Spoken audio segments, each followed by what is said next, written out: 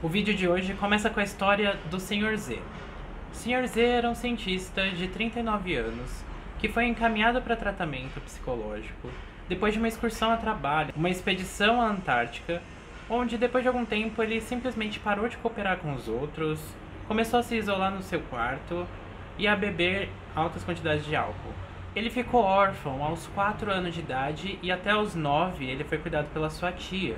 E a partir disso começou a receber cuidados de uma governanta indiferente. Na universidade ele se destacava muito em física, mas o xadrez era o meio pelo qual ele conseguia manter o contato com seus amigos. O Sr. Z ele sempre preferia as atividades solitárias, e mesmo antes de ter ido para a Antártica, o seu trabalho ia bem, suas pesquisas na área de física iam muito bem. Mas depois que ele voltou da expedição para a Antártica, ele não conseguia passar um dia sequer sem beber uma bebida de alto teor alcoólico. Além disso, seu trabalho estava se deteriorando, ele não ia mais tão bem assim nas suas pesquisas em física. Ele agia em geral de maneira muito independente e a colaboração de seus pares se tornou algo muito difícil. E mesmo assim ele não conseguia explicar o porquê que seus colegas ficavam tão irritados em relação ao seu isolamento nesse período na Antártica. Ele parecia completamente indiferente às opiniões dos outros, a um tal ponto que ele parecia não precisar de nenhuma relação interpessoal. Apesar dele exprimir uma certa tristeza, em um certo momento da terapia, ele ter exprimido uma vontade de visitar o seu tio na Alemanha, que era o seu único parente vivo, com muita tristeza.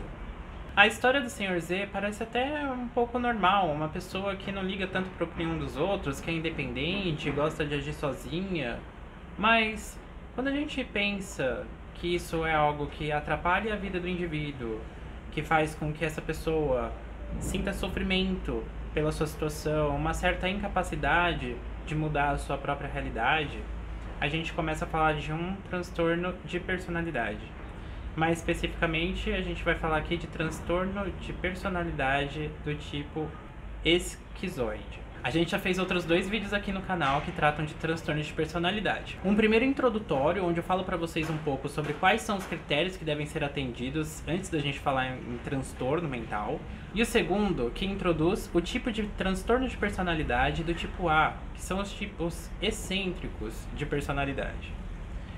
Este vídeo fala sobre um dos transtornos de personalidade do tipo A também. Assim como no nosso último vídeo a gente falou do transtorno de personalidade do tipo paranoide, hoje a gente vai falar do transtorno de personalidade do tipo esquizoide.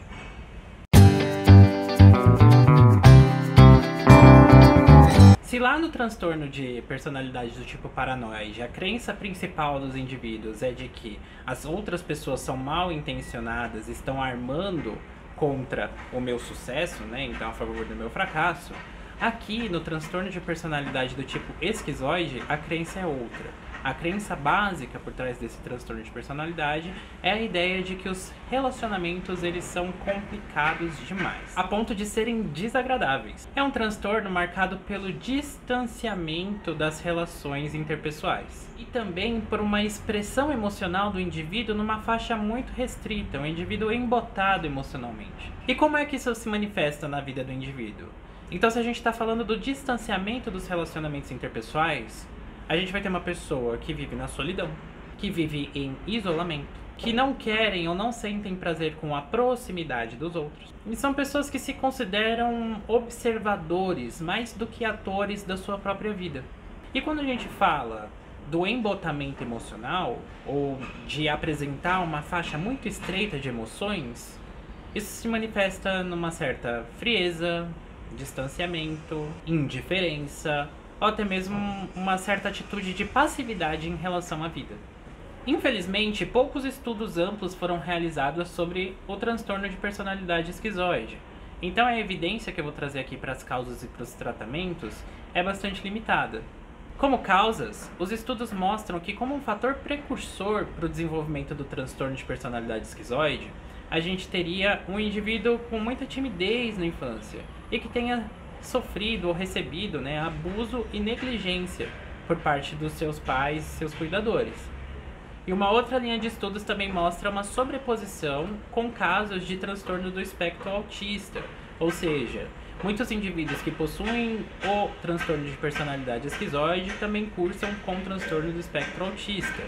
Isso poderia dar uma base biológica psicológica comum para esses dois transtornos, somadas à aprendizagem de que os relacionamentos interpessoais são difíceis, que eles são muito complicados, muito complexos e desagradáveis. Como eu disse, faltam estudos amplos nessa área para que a gente possa entender melhor as causas, as origens do transtorno de personalidade tipo esquizoide. E se existem poucos estudos para tratar das causas, os tratamentos são ainda mais complicados de serem entendidos. Afinal de contas, como eu falei para vocês já nos últimos vídeos, as pessoas com transtorno de personalidade raramente buscam por tratamento. E essas pessoas, como elas querem se isolar e elas não querem manter conexões próximas com outras pessoas, dificilmente conseguem estabelecer uma aliança terapêutica, que é o principal fator determinante de sucesso em qualquer tipo de terapia. Então, apesar de algumas propostas de tratamento serem apresentadas, como por exemplo, a ideia de que durante a terapia você vai trabalhar a questão de que os relacionamentos interpessoais, eles são bons, eles são desejáveis, eles não são tão difíceis, incentivando, né, a prática de relacionamentos interpessoais. Por outro lado, a gente também tem até mesmo o treino dessas pessoas, né, um processo de ensino e aprendizagem a respeito de quais emoções as pessoas sentem, em qual tipo de momento, para que esses indivíduos portadores do transtorno de personalidade tipo esquizoide consigam navegar melhor entre as emoções e entre as relações pessoais. Nada disso tem uma eficácia comprovada. O que, apesar de desanimador por um lado, afinal de contas essas pessoas precisam de ajuda e a gente precisa entender como a gente pode ajudá-las, é animador pelo lado da pesquisa, pois existem muitas avenidas abertas ainda para serem traçadas e entendidas a respeito do transtorno de personalidade do tipo esquizoide. Como referência para esse vídeo, eu vou deixar o livro Psicopatologia, uma abordagem integrada para vocês. O link vai estar aqui na descrição, caso vocês queiram adquirir e poderem ler mais a respeito dos transtornos mentais, tá? E esse livro eu acho ele muito legal porque ele trata a psicopatologia de um ponto de vista multifatorial, um ponto de vista realmente de abordagens integradas, que considera tanto os aspectos biológicos, como a neurociência, quanto os psicológicos, os aspectos médicos e sociais, de uma forma bastante unida, de uma forma bastante coesa, para que a gente possa entender realmente a complexidade dos transtornos mentais e não reduzir suas questões a um mero funcionamento químico ou mesmo a um fator psicológico isolado como causa determinante desses transtornos. Eu espero que você tenha gostado desse vídeo. Se você gostou, não deixe de deixar o seu like aqui, se inscrever no canal. Eu sou o Nicolas, eu sou neurocientista e eu vejo vocês no nosso próximo vídeo.